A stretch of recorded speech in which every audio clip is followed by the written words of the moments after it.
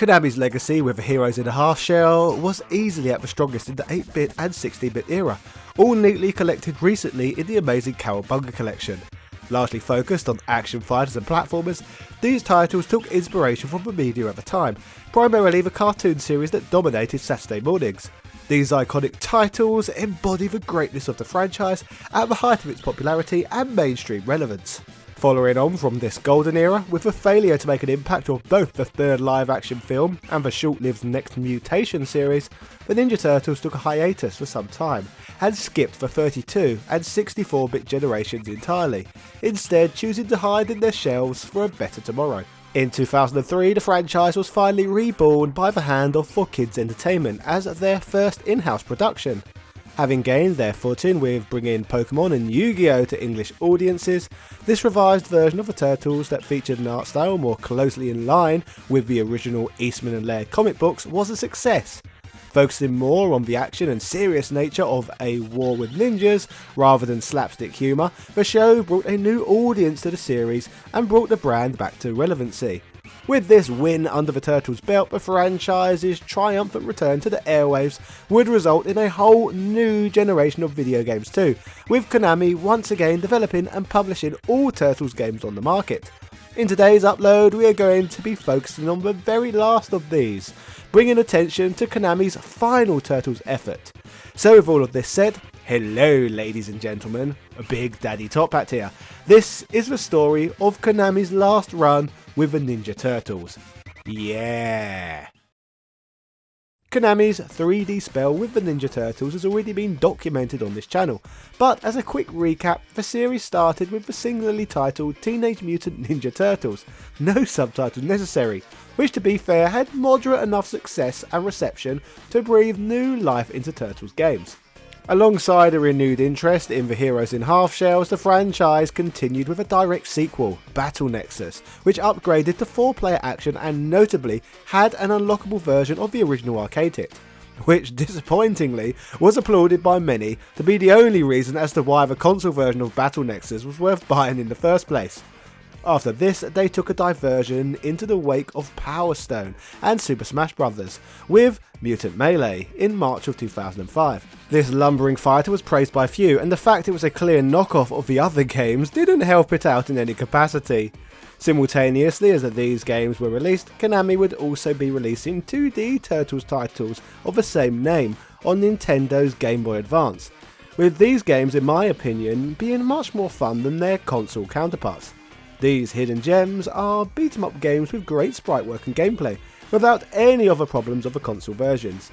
At the end of 2005, Konami released what would, intentionally or not, be their last touch with the franchise until the Cowabunga collection in 2022. Konami would release 2 final Turtles games simultaneously, with them both being named Teenage Mutant Ninja Turtles 3 Mutant Nightmare. The first of these versions was for the newly released Nintendo DS, which we have already looked at on here in the past, and the other was the console version, which is our focus today.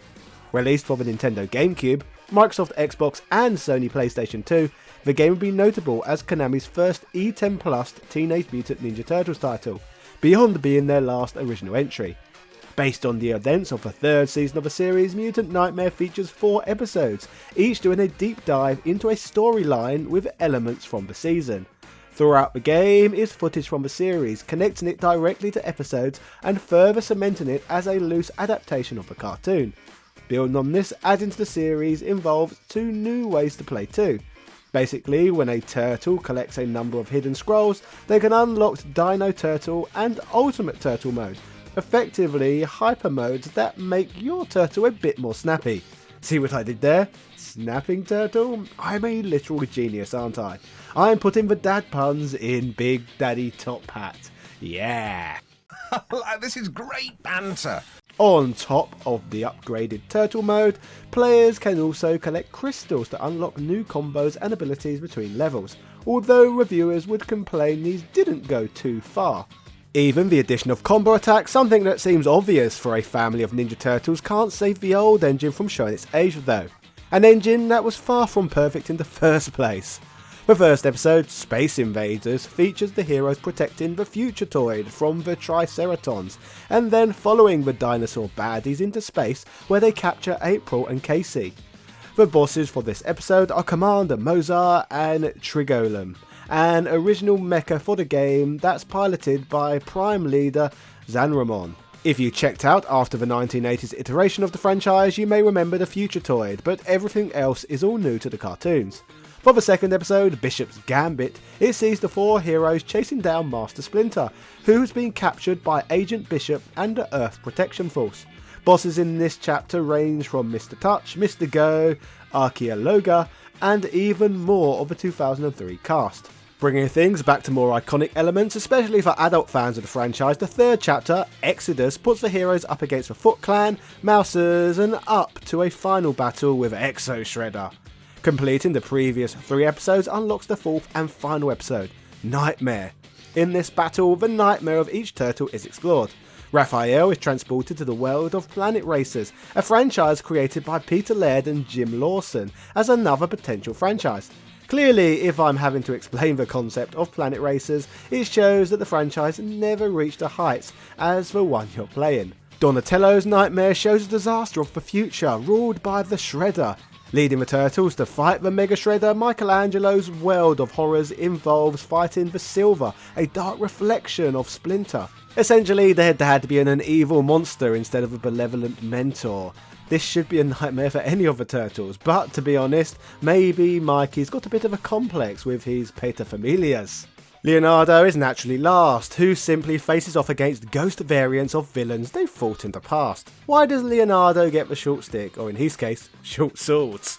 While the game is reverential to the third season of the cartoon, Leonardo's adventure in this story, as seen in the two-parter The Real World, saw him teaming up with Miyamoto Usagi. Not related to the famous Nintendo developer, Usagi's a character created by Stan Sakai.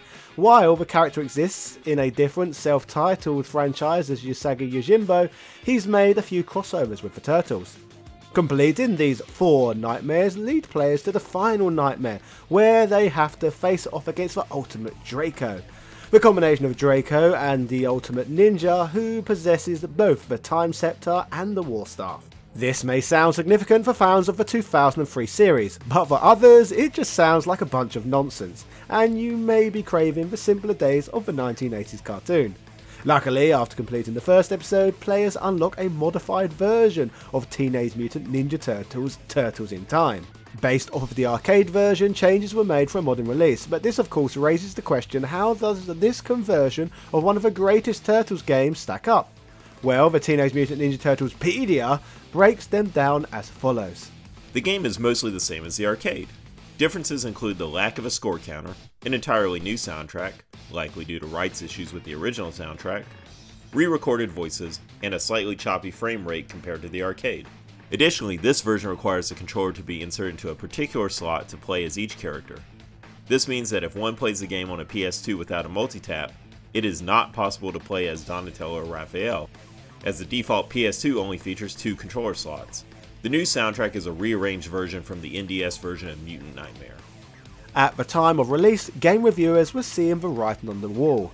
GameSpot said, Is TMNT 3 Mutant Nightmare better than the near train wreck that was Battle Nexus? Certainly it is. The scarceness of the terrible platforming portions of the game, as well as the constant 4-turtle action, is a definite improvement over what Battle Nexus had to offer.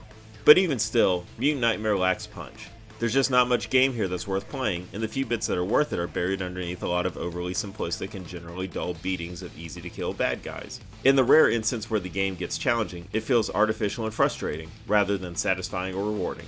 Turtles fans or not, just skip out on Mutant Nightmare. If one wanted to extend their time with this game, a number of passwords and unlockables can change up the gameplay.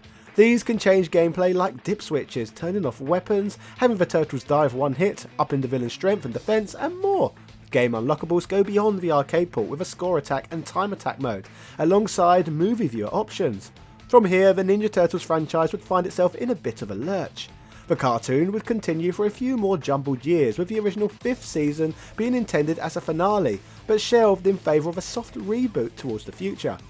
This 5th season would eventually be released as the Lost Episodes, and a replacement 6th season, the Fast Forward season, would skip to the future and take cues from Batman Beyond, redesigning the characters and the world they inhabit. The series would then conclude with the 7th Back to the Sewer season.